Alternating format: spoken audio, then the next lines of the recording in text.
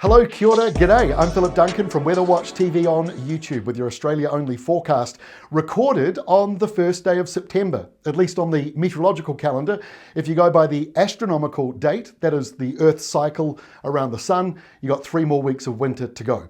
Let's have a look at the satellite map. So not a lot going on at the moment. We've got a lot of high pressure around, and while we do still see a lot of energy in the Southern Ocean, I'll show you a really huge storm in a moment, high pressure is keeping things pretty quiet. Now you might see a few thunderstorms sparking up here and there around the south.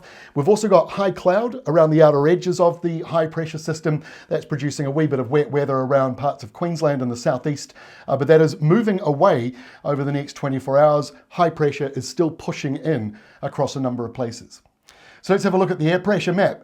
See what I mean? There's a lot of high pressure back in the map. We haven't seen this for a while. So coming out of the Indian Ocean, tracking over South Australia, New South Wales, pushing out into the Tasman Sea over Norfolk and Lord Howe Islands.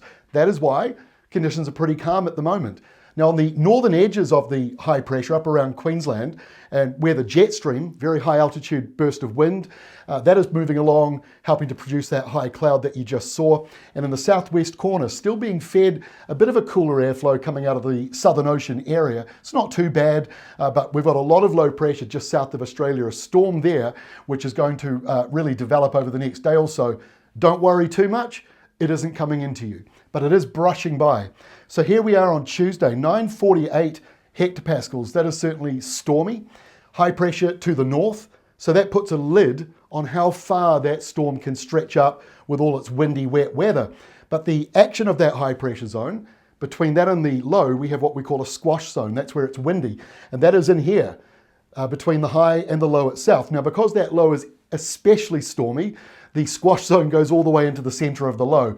But windy weather can't go beyond the high. And so it comes up and it sort of presses into it. So you feel those winds over Tasmania, Bass Strait, Victoria. Those are the places that you're most likely to get that windier weather. Still a bit cold around Tasmania, certainly windy. Like I say, the winds are just getting up to that problematic stage. Didn't put the severe weather box up today because it's just slightly below what I would consider too problematic. And we've got a few showers carrying on in the east that we just showed you before.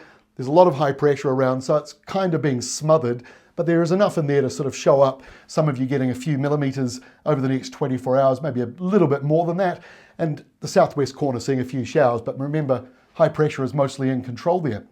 So Wednesday, we've got light winds in Western Australia, not a lot going on. Quiet in the Northern Territory, pretty much quiet in Queensland, just a few coastal showers. They are moving away for the most part, although it's a little messy. There's nothing big and obvious to come through and sweep it away.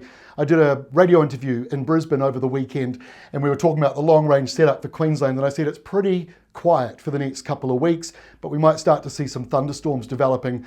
We'll show you that in a moment as well. In fact, I've got our ClimateWatch update today covering the next few weeks ahead, so check that out because we talk about rainfall across Australia in a bit more detail.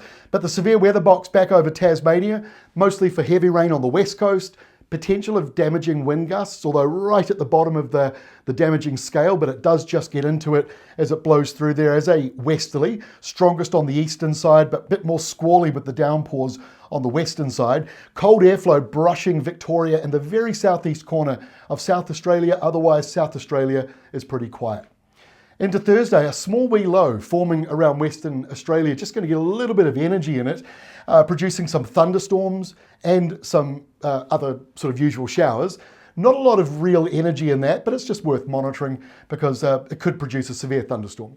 Over in the eastern side, not much to talk about. Those showers clearing away from Queensland with a northeasterly flow, quiet in the Northern Territory, very quiet in the Kimberley-Pilbara regions. But the energy is still in the southeast. High pressure moving southwards now. So we saw that big storm tracking along, replaced by high pressure.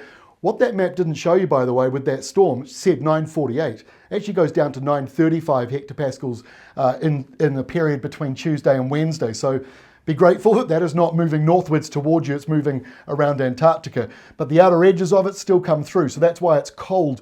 Melbourne included, Hobart, Lonnie, all of you feeling that temperature down. Further north of that into Canberra, New South Wales, it's pretty quiet. if I'm not talking about you, there's not much going on weather-wise. Pretty quiet stuff happening there, but the northeasterly winds will develop around South Australia.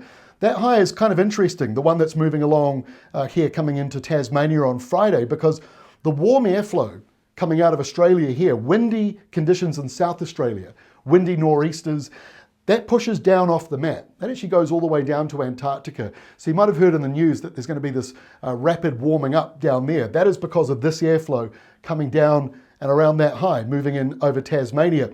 On Friday, that low moving from Western Australia to South Australia, still very weak, but producing some areas of wet weather and thunderstorms. Over in Western Australia, south of Perth, in comes the next cold front.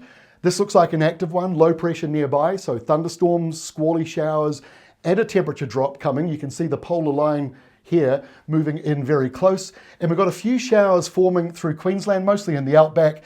They could be, a couple of those might be heavy and thundery. The only other feature coming into New South Wales, mostly dry, but a couple of showers just around the Sydney area. Let's go into Saturday. So those showers in New South Wales ramp up, more of them as the high moves out just east of Bass Strait. So showers coming through, a couple of heavy falls, and then further out into New South Wales and into Queensland, these are thunderstorms that are going to be forming, or showers, both showers and thunderstorms developing as we go into Saturday. Hotter weather drifting down over the Northern Territory and the top part of Australia, but the severe weather box clearly over in Western Australia. Another big system. Now this is still a few days out. These big lows like this can shift around a few hundred kilometres just over the next couple of days as we fine tune it all.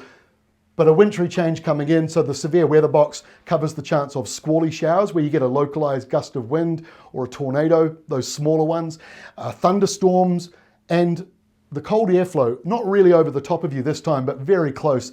You will feel the temperature down. Jump over to South Australia, the heat coming down, windy, warm weather for you, even windier coming into Victoria. This is getting close to a severe weather setup with those gale force conditions developing. Heavy showers in Queensland and New South Wales bring the thunderstorm risk in for you, as I mentioned, and that warm airflow, these warm northerlies going all the way off down towards Antarctica. So we do have some windy weather here on Saturday. This is 2 o'clock in the afternoon, Western time. Here is that cold front coming through. The purple in the shading just off the coast from Perth and the Peel area, gusting up over about 100 k's an hour. So that is falling apart as it moves in, but a burst of unsettled weather, and you're seeing some big gusts further inland as well. Some of these gusts are coming up to maybe 90 k's an hour. Inland, well away from the coastlines. And also similar story around South Australia, gusty stuff, 60, 70, 80 kilometre an hour gusts here and there, mostly associated perhaps with some of those showers. And our final map is for Sunday. So you can see the polar line just brushing the southwest. Few showers around, going all the way up the entire western coastline up to the Midwest, dry elsewhere. But the red line here, I know it's a little bit hard to see for some of you, might have to highlight that a bit more once I stop having to highlight the blue line. But the red line dropping down, getting closer to South Australia, to me that is kind of the benchmark. Once it comes over South Australia's border, we're getting into the hot season. So for now, it's still flirting with the border, but not quite there.